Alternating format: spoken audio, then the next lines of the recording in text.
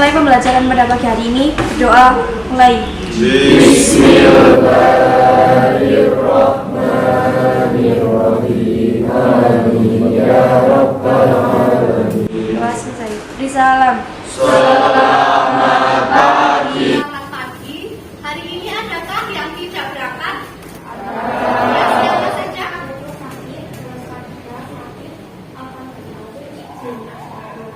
Ada 4 ya yang tidak berangkat. Hari ini kita akan mempelajari mengenai Pengelolaan sumber daya hutan sesuai dengan prinsip-prinsip pembangunan berkelanjutan. dan sekali. Untuk persepsinya, materi kita di pertemuan minggu lalu itu mengenai apa? Pemanfaatan sumber daya kehutanan. Bagaimana dampak pemanfaatan kehutanan yang berlebihan? Ada yang tahu? Oke, silakan. Terjadinya banjir karena daerah resapan berkurang, lalu terjadinya longsor karena pohonnya itu hilang. Nah, terus terjadinya global warming. Oke, silakan dari apa? Selanjutnya untuk motivasi. Tumbuhannya itu tumbuh mengarah kemana? Menuju sumber cahaya. Atas, baik. Seperti manusia yang itu lurus, nggak usah belok-belok. Kalau belok-belok kira-kira gimana hasilnya? Bagus nggak? Tidak ya. Untuk tujuan pembelajaran kita pada pagi hari ini yaitu melalui kegiatan pembelajaran problem based learning, kritis, berkolaborasi dan berkomunikasi dengan baik. Kemudian materi yang dipelajari mengenai prinsip-prinsip pembangunan berkelanjutan, kemudian pengelolaan sumber daya hutan. Kegiatan yang akan dilakukan yang pertama yaitu tanya jawab mengenai materi, kemudian yang kedua duduk berkelompok sesuai dengan pembagian kelompok, kemudian penyampaian materi dan diskusi dipandu oleh tutor saya. Selanjutnya mengerjakan LKPD, presentasi, evaluasi, dan penilaiannya itu ada 3 yaitu tinggal, pengetahuan, dan pengetahuan. Untuk bagian literasi membuat mind mapping mengenai pengelolaan hutan berdasarkan prinsip-prinsip pembangunan berkelanjutan. Nah, sekarang ibu cek dulu mind mappingnya, silahkan dibuka.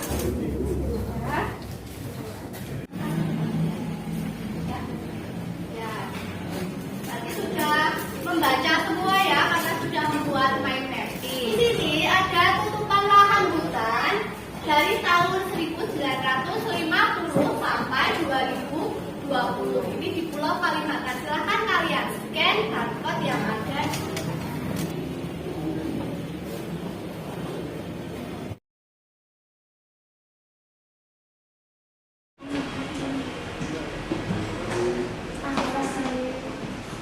Silahkan diamati ya tutupan lahan hutannya dari tahun 1950 sampai 2020. Sudah diamati? Ada yang mau menyampaikan pertanyaannya? Silakan angkat tangan. Oh ya, silakan Mbak Alia. Saya akan bertanya, bagaimana agar hutan di Kalimantan bisa terjaga kelestariannya? Ada yang mau mencoba menjawab? Silakan. Oke, silakan Mbak. Ini ya. Cara untuk pembangunan berkelanjutan itu bisa menjaga hutan Kalimantan, itu caranya dengan reboisasi setelah kegiatan pertambangan dan juga meningkatkan kesadaran masyarakat sekitar akan pentingnya menjaga hutan. Oke, silakan beri obat untuk pertanyaannya. Oke, selanjutnya. Mengapa hutan di Kalimantan itu terus berkurang jumlahnya? Bisa mencoba menjawab? Oke, silakan. Itu karena perubahan penggunaan lahan menjadi perkebunan maupun pertambangan batu bara. Silakan beri obat.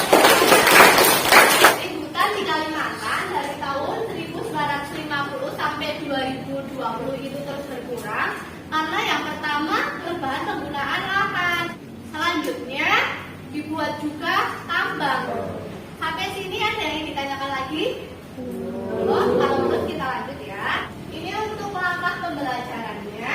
Duduk secara berkelompok berdasarkan kelompok yang dibagi. Kemudian tutor sebaya memandu penyampaian materi dan diskusi mengenai karakteristik hutan di Indonesia.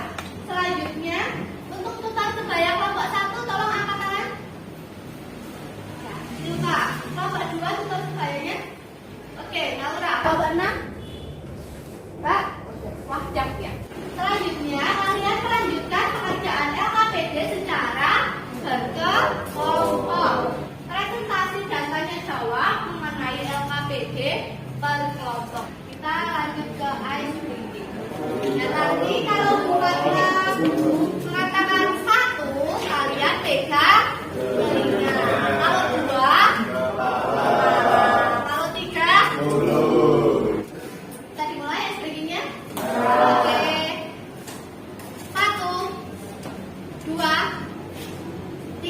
Kenapa nggak dibalik? Ada yang tahu? Sebagai manusia itu hakikatnya yang pertama kita, kemudian berpikir. Kita mau mengatakan apa ya? Selanjutnya yang ketiga baru berpikir. Kita lanjutkan lagi untuk langkah pembelajaran. Yang pertama, berkelompok sesuai instruksi guru. Kemudian tutor sebaya memandu pencapaian materi dan diskusi mengenai karakteristik hutan di Indonesia. Selanjutnya, melanjutkan mengerjakan LKPD secara berkelompok. Ini kelompok 1, 2, dan 3 itu mengerjakan yang 6A mengenai deforestasi hutan. Ada ini ada yang ditanyakan? Kalau belum ada, silahkan berkelompok. Kemudian perwakilan masing-masing kelompok untuk mengambil LKPD.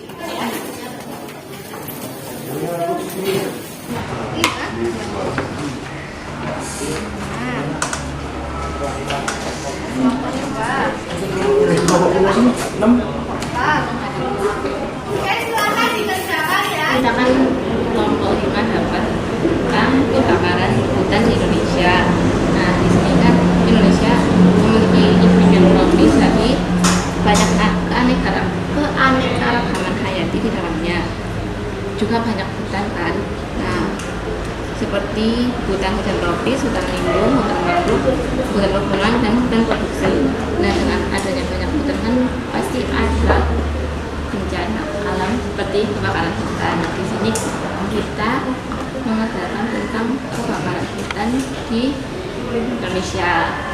Nanti ngerjain ini dulu, habis itu dibuat grafik, terus mengerjakan yang B, C, D, E.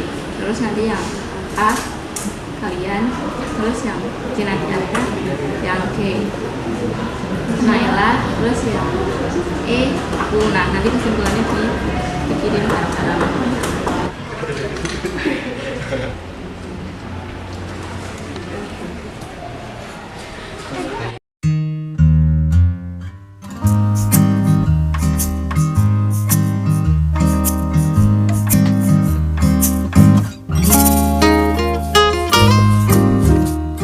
Bila ada pertanyaan, silahkan ditanyakan karena nanti sambil ibu nilai. Ada versi Forest Watch dan kementerian. Itu tadi bikin dua grafis. Salah satu aja. Dari kementerian saja nggak apa-apa.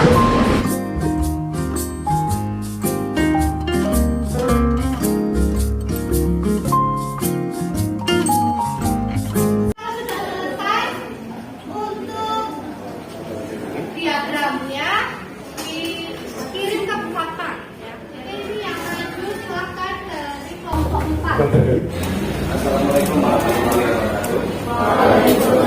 Kami dari kelompok 4 ingin mempresentasikan hasil kerja kelompok kami.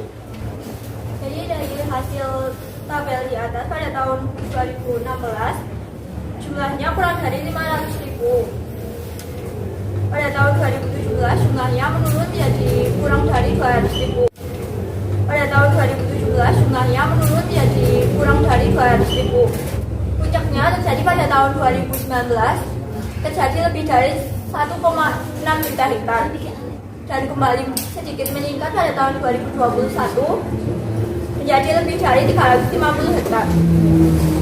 Pada tahun 2017 menjadi jumlah paling sedikit, sedangkan tahun 2019 menjadi jumlah paling banyak terjadi kebakaran hutan dari tahun 2016 sampai 2021. Yang kesimpulan, kebakaran hutan dan lahan merupakan salah satu fenomena alam yang sering terjadi di Indonesia. Hal ini menyebabkan berkurangnya luas hutan di Indonesia serta memberikan dampak seperti kerugian ekonomi dan gangguan kesehatan. Kejadian kebakaran tahun 2016 seluas 438.363 hektar. Penelitian ini bertujuan untuk menganalisis kejadian kebakaran hutan dan lahan di Indonesia yang terjadi dalam 6 tahun terakhir, yaitu dari tahun 2016 sampai 2021. Penelitian ini menggunakan data KLHK atau Kementerian Lingkungan Hidup dan Kesehatan. Bencana kehutanan di Indonesia setiap tahun terus berulang. Kejadian ini tentunya menyebabkan kerusakan lingkungan bahkan kerugian ekonomi. Sekian dari kelompok kami.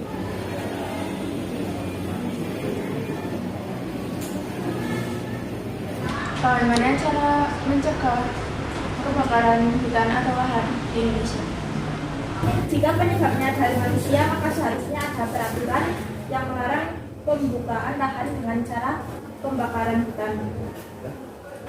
Sekian dari kelompok kami, kurang lebih saya mohon maaf. Wassalamualaikum warahmatullahi wabarakatuh. Waalaikumsalam.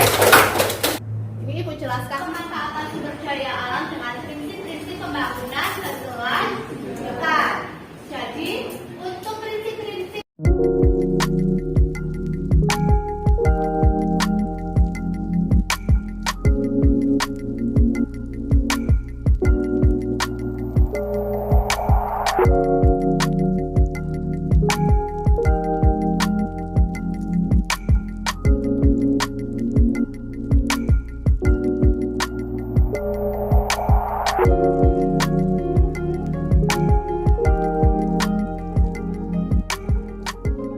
masyarakat juga berperan serta. Pemerintah menampung aspirasi dari masyarakat. Kita sekarang sudah masuk ke kesimpulan, tadi sudah presentasi semua.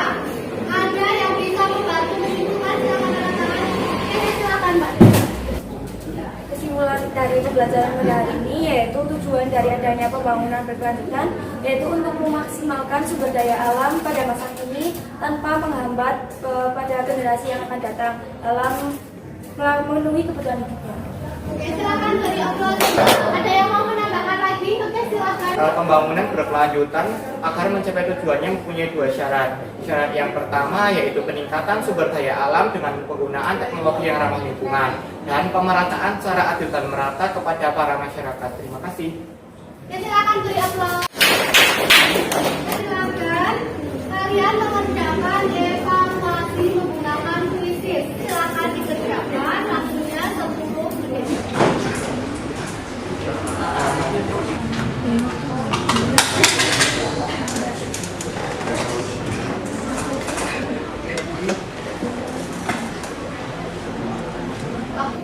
Sudah selesai semuanya ya?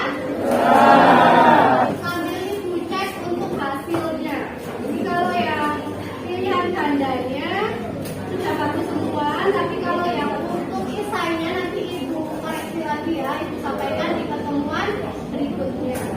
Kita masuk ke refleksi. Untuk materi pada siang hari ini apakah sulit untuk dipelajari? Ya, bagaimana perasaan kalian setelah mempelajari materi ini? Alhamdulillah.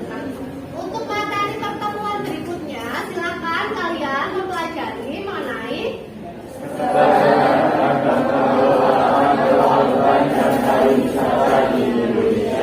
sampai sini ada yang ditanyakan tidak?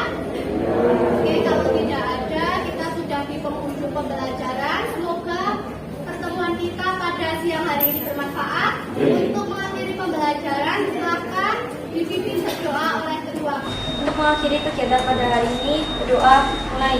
Bismillahirrahmanirrahim. Amin.